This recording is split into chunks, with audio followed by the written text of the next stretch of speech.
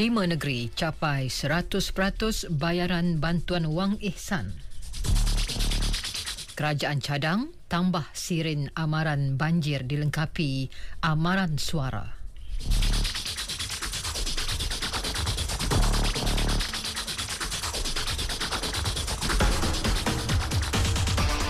Assalamualaikum dan salam sejahtera. Saya Yoyo Ain Laina Baharudin dalam Utama 9 Malam. Sejumlah 33 juta daripada 93 juta ringgit permohonan pinjaman Mikro Bank Simpanan Nasional BSN untuk isi rumah telah diluluskan sehingga 1 Januari lepas. Perdana Menteri Datuk Seri Ismail Sabri Yaakob berkata, pinjaman tersebut bagi tujuan pemulihan ekonomi pasca banjir. Beliau turut memaklumkan mengenai sumbangan rangkaian tindak balas bencana syarikat berkaitan kerajaan dan syarikat pelaburan berkaitan kerajaan. Katanya sebanyak 60% daripada sumbangan berjumlah 58 juta ringgit itu telah berjaya dilaksanakan. Bagi pemberian baucer pembelian barangan elektrik pula, penerima boleh mula membuat pembelian di premis terpilih atau secara dalam talian bermula Jumaat ini. Perdana Menteri dalam pada itu turut memaklumkan mengenai peratusan pembayaran bantuan wang ihsan BWI kepada ketua isi rumah yang terkesan akibat banjir. Menurutnya, Kelantan, Kuala Lumpur, Melaka, Terengganu dan Perak telah mencapai 100% pembayaran, manakala Negeri Sembilan 82.7%, Pahang 65.5% dan Selangor 47.6%. Bayaran BWI itu dijangka selesai diagihkan Rabu ini. Bagaimanapun, ia tidak termasuk bayaran BWI kepada penduduk terjejas banjir bagi gelombang kedua. Sehingga semalam, BWI telah selesai diagihkan kepada 28,258 atau 61.2% daripada lebih 46,000 ketua isi rumah. Manakala 38 waris mangsa daripada 51 kematian akibat bencana itu telah menerima BWI pengurusan kematian. Di Sabah, Ketua Menteri Datuk Haji Nur berkata, BWI akan diserahkan kepada penduduk terjejas banjir di negeri itu dalam masa terdekat. Menurut beliau, Perdana Menteri memberi jaminan bantuan keuangan tersebut akan disalurkan dengan segera. Sementara itu, kerajaan bercadang menambah jumlah siren yang dilengkapi amaran suara di lokasi berisiko berlakunya bencana banjir. Datuk Seri Ismail Sabri dalam kenyataannya berkata ia merupakan antara cadangan penambahbaikan menghadapi bencana banjir yang dibincangkan dalam mesyuarat khas Task Force Pengurusan Pasca Banjir Bencana Monsun Timur Laut 2021-2022. Ia turut meliputi sistem amaran siren banjir berpusat di koordinasi Jabatan Pengairan dan Saliran JPS serta kamera litar tertutup CCTV di stesen pemantauan aras air. Perdana Menteri juga memaklumkan cadangan peningkatan tahap perlindungan reka bentuk infrastruktur saliran dan pantai daripada 100 tahun kepada 200 tahun average recurrence interval. Ia bertujuan meningkatkan tahap perlindungan infrastruktur saliran dan pantai. Jelas Datuk Seri Ismail Sabri, pelaksanaan semua inisiatif pasca banjir bencana itu akan sentiasa dipantau pasukan khas. Ini bagi memastikan mekanisme kesiapsiagaan dan pengurusan bencana negara sentiasa diperkemas dan berada pada tahap optimum.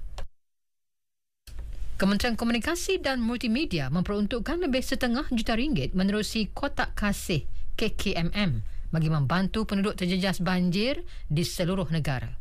Menterinya, Tan Sri Anwar Musa berkata, bantuan itu membabitkan 10 lokasi dilanda banjir iaitu di Janda Baik, Lancang, Mentakap, Temberloh dan Tandem Hill. Juga Bukit Canggang, Taman Sri Muda, Batu 20, Sungai Lui dan Jeli. Bantuan berkenaan merangkumi barangan keperluan asas termasuk sumbangan wang tunai membabitkan nilai 300 hingga 500 ringgit kepada setiap penerima. Hampir 5,000, makanan bermasak 10, hampir 15,000, kotak makanan 5,000 lebih.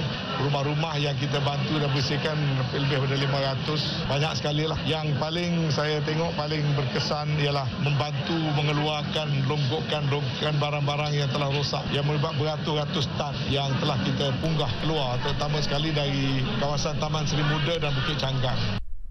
Tan Sri Anwar bercakap kepada pemberita selepas menyampaikan kotak kasih KKMM dan bantuan rumah prihatin kepada penduduk terjejas banjir di Sekolah Kebangsaan Kuala Balah, Jeli.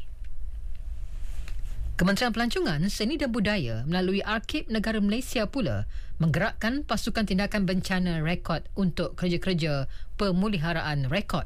Ia bagi membantu pejabat kerajaan dan syarikat berkaitan kerajaan menyelamatkan rekod dan dokumen yang rosak akibat banjir baru-baru ini.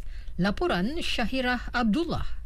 Pihak Arkib Negara Malaysia telah mengadakan lawatan khidmat nasihat dan bantuan pemeliharaan rekod ke lebih 30 buah agensi kerajaan di seluruh negara. Antara rekod yang dikenal pasti terlibat dalam bencana itu ialah rekod berkaitan pentadbiran keuangan dan perakaunan. Perkara itu dinyatakan Ketua Setiausaha Pelancongan, Seni dan Budaya, Datuk Dr. Nur Zari Hamad. Apa yang kita lakukan pada kali ini bukan hanya setakat untuk menyelamatkan dokumen tersebut, tapi juga sebagai satu proses pendidikan pada agensi kerajaan.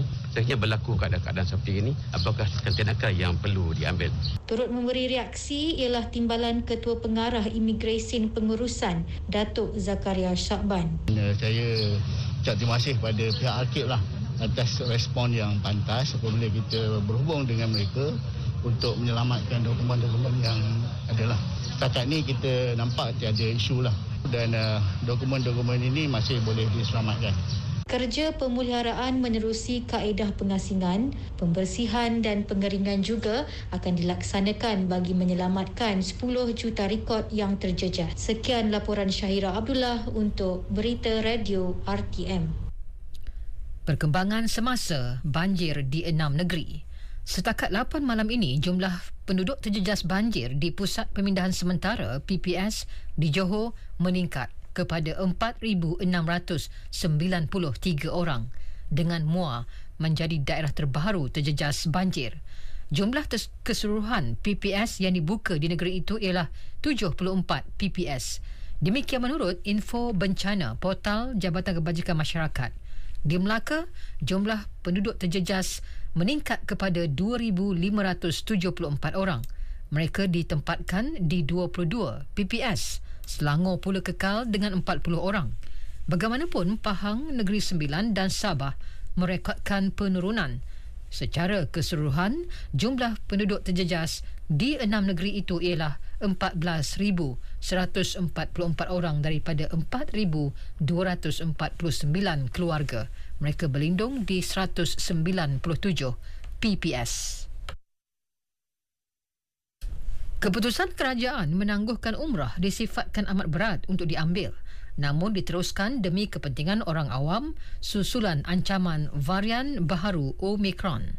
Menteri di Jabatan Perdana Menteri Hal Ehwal Agama, Senator Idris Ahmad menegaskan tidak wujud diskriminasi terhadap orang Islam seperti didakwa segelintir pihak. Keputusan itu diambil setelah berbincang dengan agensi berkaitan.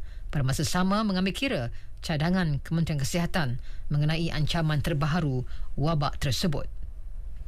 Sementara itu, Kementerian Kesihatan hari ini melaporkan 2,690 kes baharu COVID-19 sekaligus menyaksikan angka terendah yang pernah dilaporkan dalam tempoh 14 hari sejak Disember lalu. Demikian menurut Ketua Pengarah Kesihatan Tan Sri Dr. Nur Hisham Abdullah. Luar negara. Satu lagi bandar di China melaksanakan perintah kawalan pergerakan termasuk menggantung sementara perkhidmatan pengangkutan awam. Pihak berkuasa di Yuzhou, sebuah bandar di wilayah Tengah Hainan, mengumumkan peraturan baharu itu lewat malam semalam. Ini selepas mengesan 2 kes jangkitan yang tidak menunjukkan gejala apabila kawasan tompok panas terbaru COVID-19 di negara itu, Xi'an, di barat laut ibu kota wilayah Shanxi, melaporkan kurang daripada 100 kes selepas hampir seminggu. 161 kes baharu dilaporkan di seluruh negara dan 101 daripadanya adalah jangkitan tempatan dan 60 kes import. Demikian menurut Suruhanjaya Kesihatan Kebangsaan negara itu.